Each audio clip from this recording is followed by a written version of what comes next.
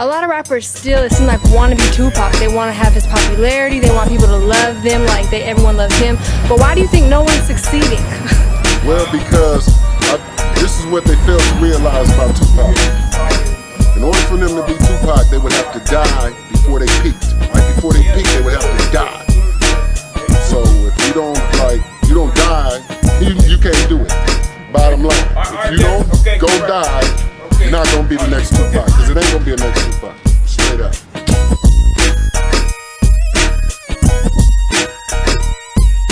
The strangest things can happen from rapping when niggas get wrapped up in image and acting.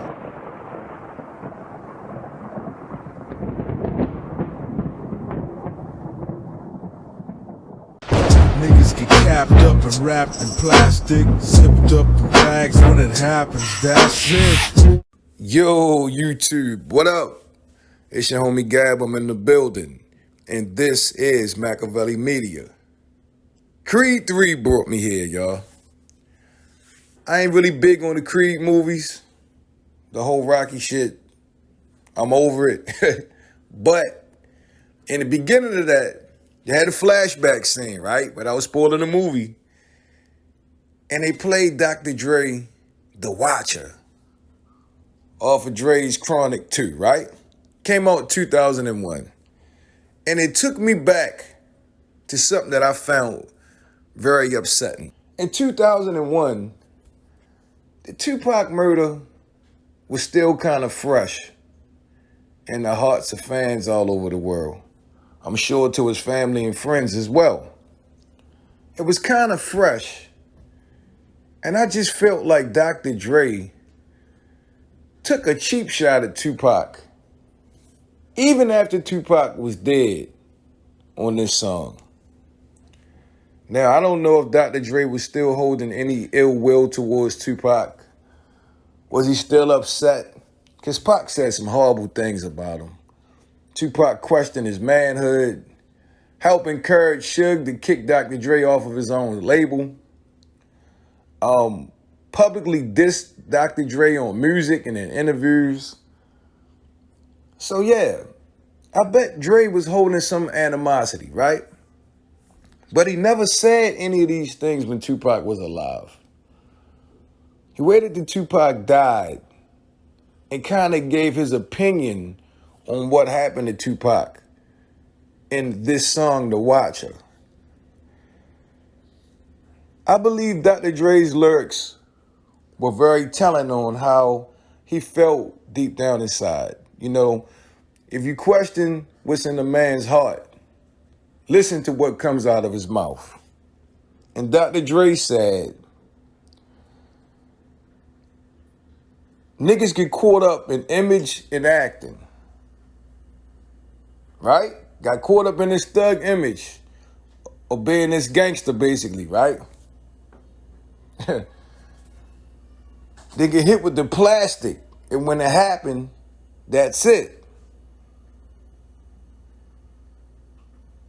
He's most definitely talking about Tupac. Tupac was an actor. Tupac was a rapper.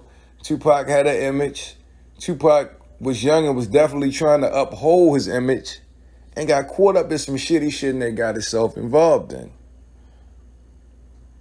Dr. Dre didn't have to mention this on this track. He also took a shot at Eazy-E. He said, best friends and money, I lost them both. Went and visited niggas in the hospital. Something, I just sit back and watch the show. It's talking about Eazy-E. Once again, was this necessary? I know he's reflecting on, you know, what happened in his life and his experiences, but just public perception, I would be very careful with things I say dealing about people that's no longer here, especially if I was Dr. Dre. Because you know how things can get misconstrued and that people may think you really feeling some type of way, even after this man is dead. And then in his interviews, Dr. Dre would speak glowingly of Tupac, how talented Tupac was. And then you would hear that Dr. Dre didn't want to give Tupac California love because that was his single for his solo album that he was planning on bringing out for the last 2 to 3 years. So, I don't know, man. Do you feel like this was in poor taste of Dr. Dre? All I'm saying is when Tupac said things about Dr. Dre, he said it in real time. Alive and in the flesh. Probably eye to eye. If Tupac said this stuff on record, imagine what he said to Dr. Dre around the death row offices when he was upset with Dr. Dre. Once again, Pac was gone for Dre to ever give any opinion negatively about him in the public's eye. Why didn't he say these things to Tupac? Why was it all glowing and complimentary when Pac was here? And even after Tupac dissed him publicly and he left death row, he remained quiet. Tupac dies, and 5 years later, on your album, you have some questionable lyrics about ultimately what happened to Tupac and his death out in Las Vegas. And you summed it up to basically what all the haters try to say about Tupac in the first place. That he was pretending. It was an act, and he went too far. Dr. Dre just fed into all of those stereotypes about Pac. And I'm going to tell you what's even more wilder than this. This was 5 years after Tupac died, right? You got people still sneak dissing Pac to this day. And it's going on damn near 30 years since Machiavelli the Don was gunned down on that Vegas Strip. Pac was right about one thing. Niggas talk a lot of shit, but that's after I'm gone because they feared me in my physical form. Facts. Bloggers, trolls, former friends, colleagues, rappers, still all take shots at Pac. And why? When you had ample opportunity to say it while the man was alive.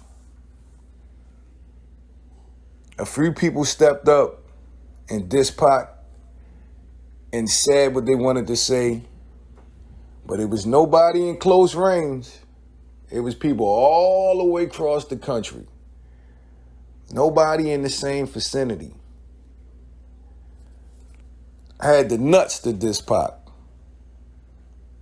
when he was right there. I don't know. Tell me what you think.